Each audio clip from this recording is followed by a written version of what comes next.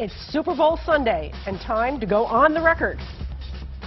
This is a top 5 historic storm. We should treat it as such. The safety of the public is our primary concern at this point in time.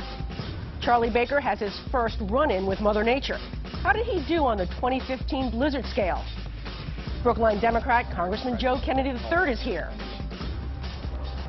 4th District Congressman Joe Kennedy III starts his second term with the 114th Congress. Can it get any more done than the do-nothing 113th?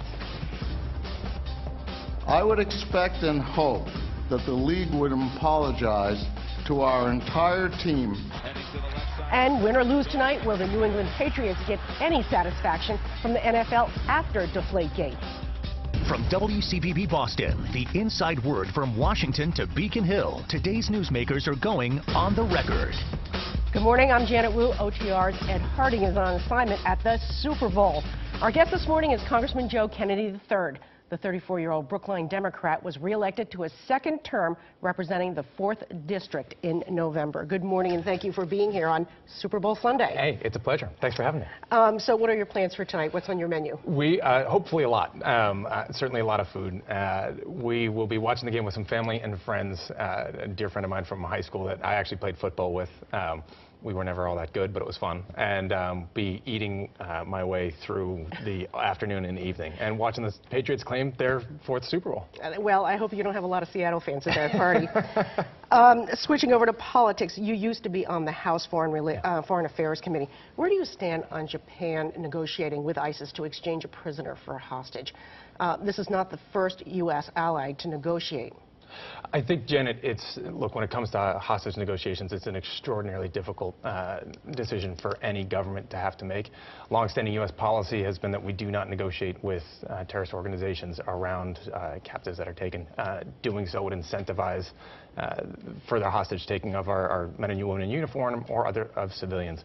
That being said, if somebody is taken captive, most folks would expect that people would do all that you can to try to get their loved one returned home. And so it's a decision for any individual government to have to make. I do support the longstanding U.S. policy.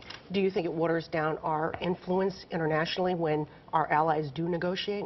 I think you have to look at every situation on a case-by-case basis, Janet, and what the terms of those negotiations are. Certainly, I think anybody would have concerns if you're talking about exchanges for large sums of money that would continue to fuel ISIS operations and incentivize them to engage in more hostage-taking activity that would fund their insurgency. That's certainly something that I think rightfully the U.S. would be very concerned about. And so it does hurt us, you think, in the long run? Again, I think you have to look at every circumstance on a case-by-case basis, and I think that we've got a very strong relationship with Japan, and that relationship goes well beyond the parameters of this one instance.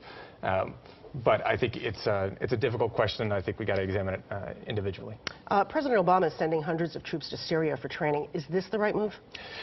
Janet, I've been a long-standing critic of the president's policies at this point, particularly before Congress has had a chance to debate really what our strategy in Syria is going to be. This is something that the House, I've called on House leadership, Democrats and Republicans, to have a debate and authorization as far back as September. So it's something that the time has passed months ago, but this is something that should be on the House floor right away so that Congress and our men and women in uniform, the American public, can understand the burden that we're placing on our families in uniform, men and women in uniform, and what success is going to look like so that we don't get bogged down in another civil war in another Middle Eastern country. So the president should have come to Congress? Congress shouldn't have ceded this just to the White House. The president's going to have to do what he needs to do in order to make sure ISIS, that threat, doesn't continue to grow and destabilize the region. There's no reason, though, that Congress should have stayed absent from this debate. And so I really put the blame here on Republican leadership to say we're not going to debate this. Janet, we are elected to dive into some difficult debates and to make some difficult calls. If we're going to ask our men and women in uniform and their families to engage in another conflict, then the very least we can do is debate it and vote on it. Let's switch over to national security. Recently, a drone landed on the White House lawn, made a lot of news. Are you comfortable with our government's ability to keep up with technology to sort of protect our country and our citizens? Well, this is a critical issue that we're confronting and going forward certainly has to be looked at. The way that government is able to keep pace with, and regulations are able to keep pace with innovation. How do we make sure we're able to incentivize it and continue to be the world leader in innovation, but also recognize that as new products result, that poses new threats, whether that's cybersecurity, drones, and others. We have to find ways to kind of strike that balance. There's policies that are going to be put in place later on Super Bowl Sunday to make sure that there's a no-fly zone for drones over the Super Bowl. So I think you're seeing the government try to respond to this as quickly as we can. Certainly, we have to try to ensure that we're doing more to stay in front of it as best we can. But you're still a little uncomfortable, and you'd like to see more? Is that a fair assumption? I think we have to look at the way that these policies are actually put in place. Government's never going to be able to keep pace with this level of innovation.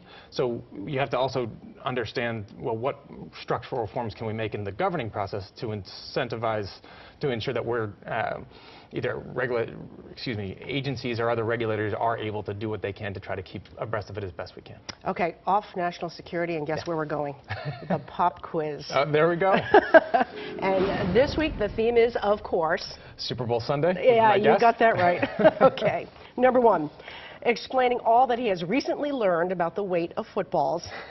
Patriots coach Bill Belichick referenced a movie character once played by the actress Marissa Tomei when he was talking about all that he had learned about the football. What was that film? My Cousin Vinny. Oh my goodness, You are a fan. You do know. My Cousin Vinny Mona fan. Lisa Vito. Yep. She knew Car about expert. right, exactly. And he said that he was not a Mona Lisa Vito expert on footballs, but. Number two, Deflategate allegedly started with which Colts defensive player who intercepted a ball from Tom Brady and wanted to just simply keep it as a keepsake? You know, it was a linebacker. I forget his name. It was a linebacker on the one interception Brady threw in the Colts game. DeQuell Jackson. He was a Colts linebacker. Yeah. You got the position right. All right, 2 down and 3 more to go. We'll be right back.